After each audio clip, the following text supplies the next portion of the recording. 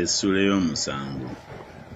Ne bakuŋŋaanira waali Abafalisaayo n'abawandiisi abamu abaava e Yerusaalemi era abaalaba abayigirizwa abo abamu nga balya emmere yaabwe n'engalo embi ze zitanaabiddwa. Kubanga Abafalisaayo n'Abayudaaya bonna bwe batanaaba nnyo mu ngalo zaabwe tebalya, kubanga bakwata obulombolombo obw'abakadde. Era bwe bava mu katale bwe batanaaba tebalya. Era waliwo n'ebirala bingi bye baaweebwa okukwata, okunaazanga ebikompe n'ebibya n'entamu ez'ebikomo. Abafalisaayo n'abawandiisi ne bamubuuza nti kiki abayigirizwa abo ekibalobera okutambulira mu bulombolombo obw'abakadde naye bamala galya emmere n'engalo embi. N'abagamba nti Isaaya yalagula bulungi ku mmwe bannanfuusi, nga bwe kyawandiikibwa nti abantu bano banzisaamu ekitiibwa kya ku mimwa, naye emitima gyabwe gindi wala. Naye bansinziza bwereere nga bayigiriza amateeka g'abantu nga bye by'okukwata. Muleka etteeka lya Katonda ne mukwata obulombolombo bw'abantu. N'abagamba nti mugaanira ddala bulungi etteeka lya Katonda era mukwate obulombolombo bwammwe. Kubanga Musa yayogera nti osangamu ekitiibwa kitaawo ne nnyoko, era nti avumanga kitaawe oba nnyina bamuttanga bussi.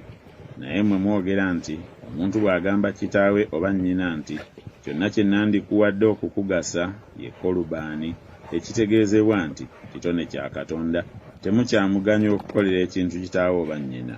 Mudibya ekigambo kya Katonda olw'obulombolombo bwammwe bwe mwayigiriza, era mukola ebigambo ebirala bingi ng'ebyo. Ate n'ayita ebibiina n'abagamba nti mumpulire mwenna mutegeere, tewali kintu ekiri ebweru w'omuntu bwe kiyingira mu ye ekiyinza okumwonoona, naye ebintu ebiva mu muntu ebyo bye byonoona omuntu. Buli alina amatu ag'okuwulira awulire.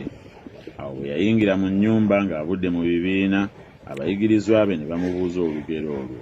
N'abagamba nti bwe mutyo nammwe temulina magezi? Temutegeera nga kyonna ekiri ebweru bwe kiyingira mu muntu tekiyinza kumwonoona, kubanga tekiyingira mu mutima gwe naye mu lubuto lwe ne kiyita ne kigenda mu kiyigo? Yayogera bw'atyo ng'alongoosa ebiriibwa byonna. N'agamba nti ekiva mu muntu kye kyonoona omuntu, kubanga munda mu mitima gy'abantu muvaamu ebirowoozo ebibi, obukaba, okubba, okutta, obwenzi, okwegomba, obubi, obukuusa, obuluvu, eriiso ebbi, obuvoozi, amalala, obusiru. Ebibi ebyo byonna biva munda ne byonoona omuntu. N'agolokoka n'avaayo n'agenda ku mbibi ez'e Ttuulo ne Sidoni. N'ayingira mu nnyumba n'atayagala muntu kutegeera, so n'atayinza kwekisa. Naye amangu ago omukazi eyalina muwala we eyaliko dayimooni bwe yamuwulira n'ajja n'afukamira ku bigere bye. Omukazi yali Muyonaani, eggwanga lye Musulofoniiki. N'amwegayirira okugoba dayimooni ku muwala we.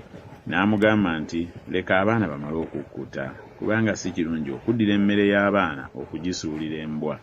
Naye n'addamu n'amugamba nti weewaawo mukama wange, n'embwa ziriira wansi w'emmeeza obukunkumuka bw'abaana. N'amugamba nti olw'ekigambo ekyo weddireyo, dayimooni avudde ku muwala wo. N'addayo mu nnyumba ye n'asanga omuwala ng'agalamizibbwa ku kitanda ne dayimooni ng'amuvuddeko.